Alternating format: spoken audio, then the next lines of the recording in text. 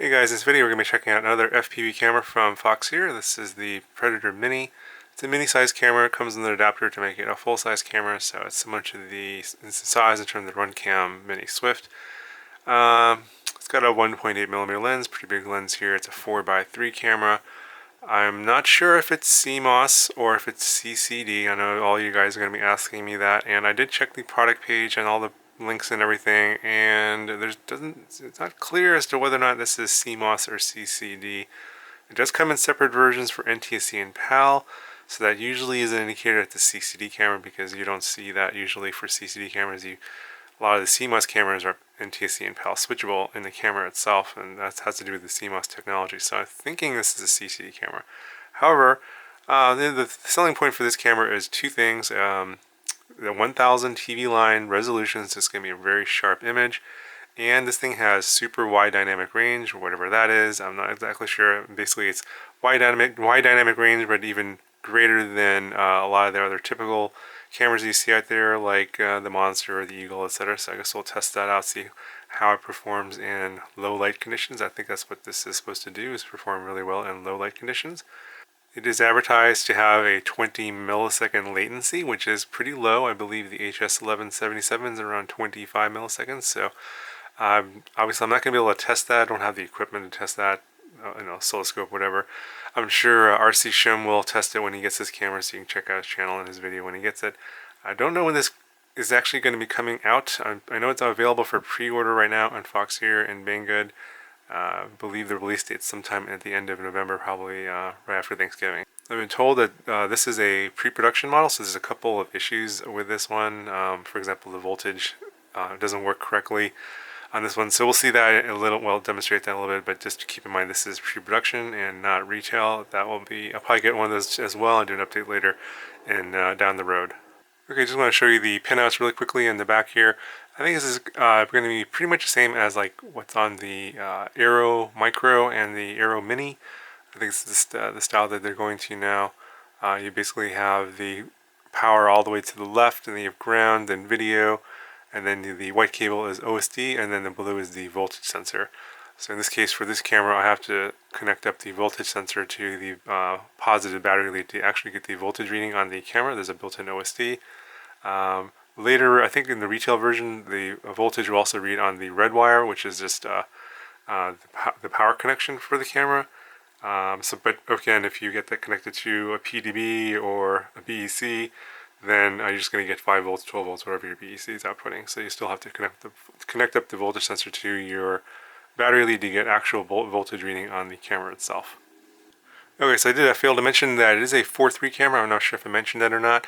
And it comes. This one comes with a 1.8mm lens, so it's going to have a wide field of view.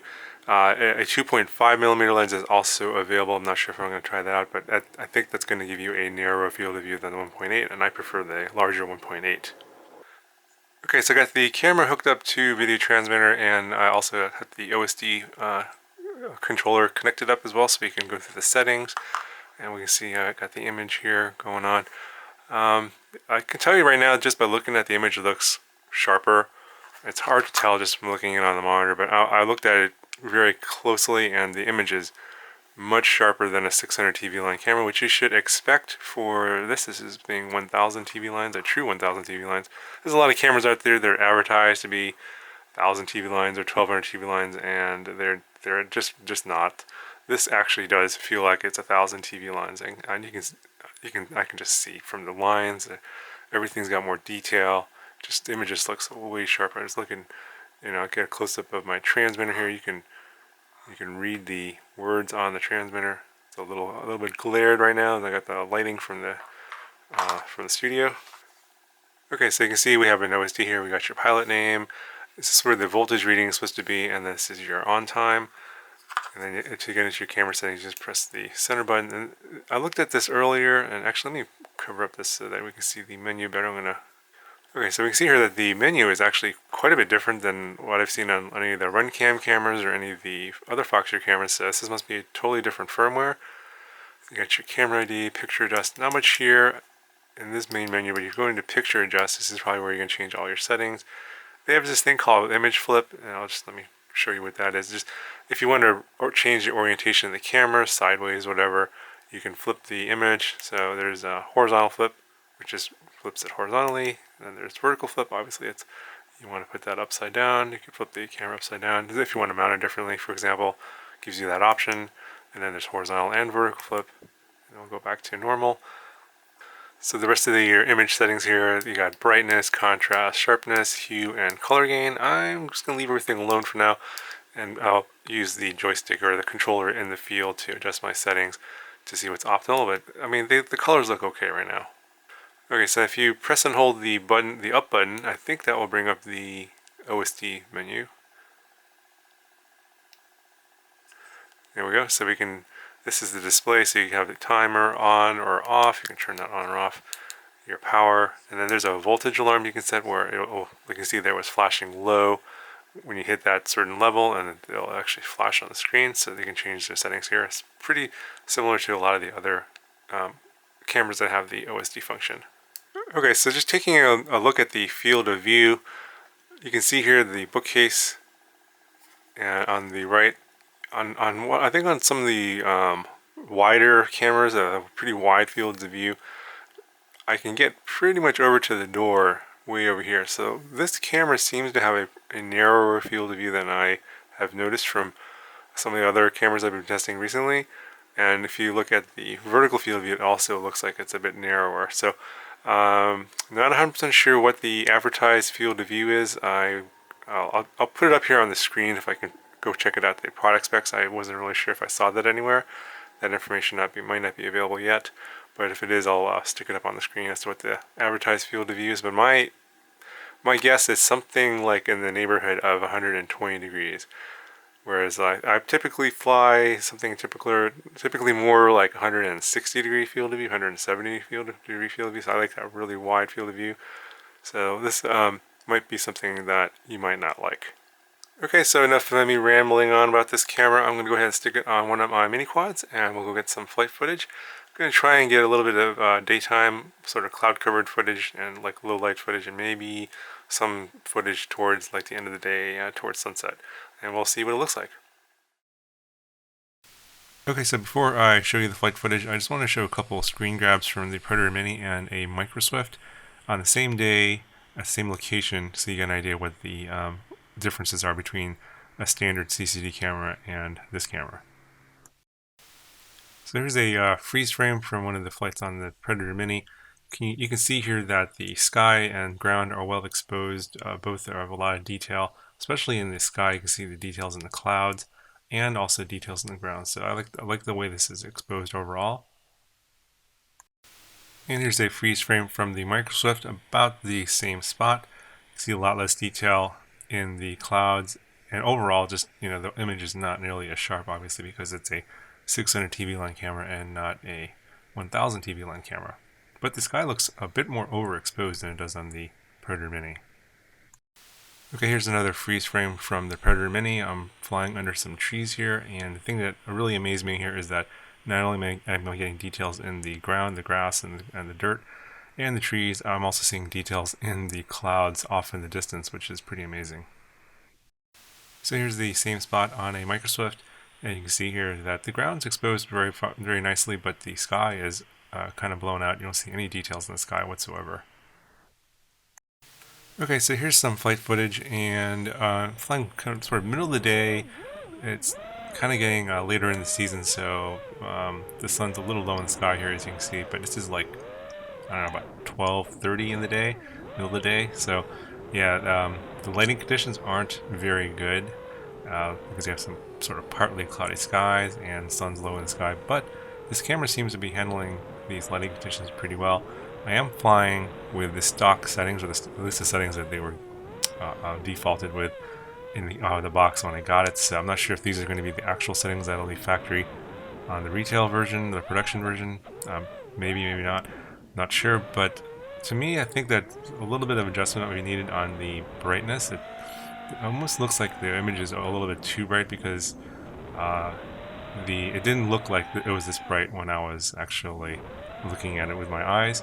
But in some ways it's good, some ways not so good. I don't know, it's hard to explain. The effect that the light handling has on the image quality here is kind of weird. I mean, you can see lots of details everywhere, but it almost doesn't look real because in when you look at it with your eyes or just a normal camera, you just wouldn't be able to see off in the distance like this. It's almost like you have a camera that has extra special capabilities or something. It's kind of strange.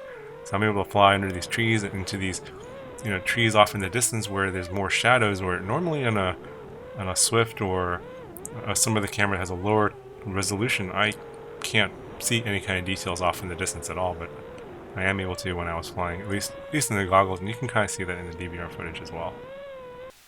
And here I'm just slowing the video down by 50% just to show you the amount of detail that it just shows up in all of the footage here. That you can just look at the tree trunks and the leaves on the trees as well as all the detail on the ground is pretty amazing.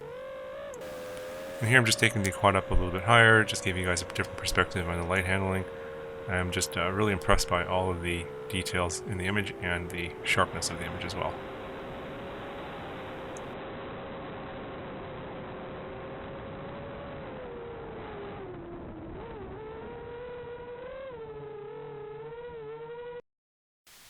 Okay, so here's a little bit of footage outside my house, right at about when sunset's occurring. And the thing that's kind of odd is the image is nowhere near this bright in reality. It's actually quite dark out right now. For some reason, the light handling on this camera is just capturing everything. I'm not really sure why. I'll show you a little night footage later and maybe you'll get a better idea. But yeah, it was way too bright in here. So I decided to adjust the settings and I played around with the brightness settings, but I ended up lowering them to get them more to what they were actually like. So you'll see that here in a second. And then I adjusted the contrast as well. I thought that was maybe a little bit too much contrast in the image. I think that perhaps that's why the trees just look too dark to me. This might be my personal preference, or just, obviously this is very subjective. So I just kind of played around with these settings a little bit to make them look better to me in the way I thought reality looked like. So it may not necessarily mean that it's better for flying in terms of like being able to see more details. I just thought this was more realistic. I may end up changing this later anyway.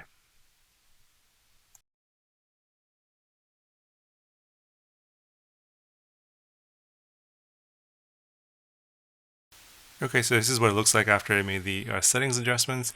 The lighting conditions sort of towards the ground here, when you look at the houses, that looks more realistic. That looks like what I was looking at in terms of brightness. But the sky was still way too bright. It wasn't that bright at all. I don't know why the sky comes out so bright like that with very little light like this. It was quite dark out, so this is very interesting. Not really sure if that's a good thing or a bad thing, but just letting you guys know that's what I saw, and what I think what the sky really looked like was actually quite a bit darker than this.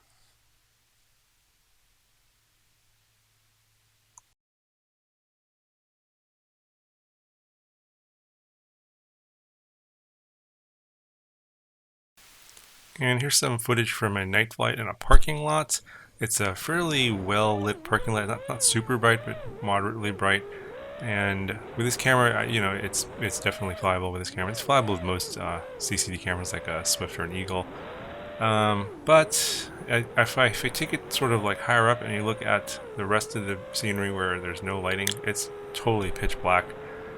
You can obviously you can see the freeway over there where the cars are going. But yeah, I wouldn't consider this a night camera, just because in like an owl or a night wolf, you'll be able to see details in the dark areas off in the distance where there's no light at all or almost no light. So I wouldn't really call this a night camera, but it's got pretty good light handling for the lighting conditions being as dark as it is. So I think overall, I'm curious to see how this camera is going to compare side to side next to footage from, like, say, an Eagle. So I'm going to actually try and make that happen in a future video and see what this footage looks like compared to the Runcam Eagle, because I think this is kind of similar. It's a CMOS-based camera. I think this one's got a much higher resolution than the Eagle, so I think the image is sharper, but it's got similar image processing, but it doesn't have that as much of a shimmering effect as the Eagle does, so it might be better. Anyway, guys, I hope you enjoyed this video. I'll have more videos in this coming up soon, and I'll talk to you guys in the next one.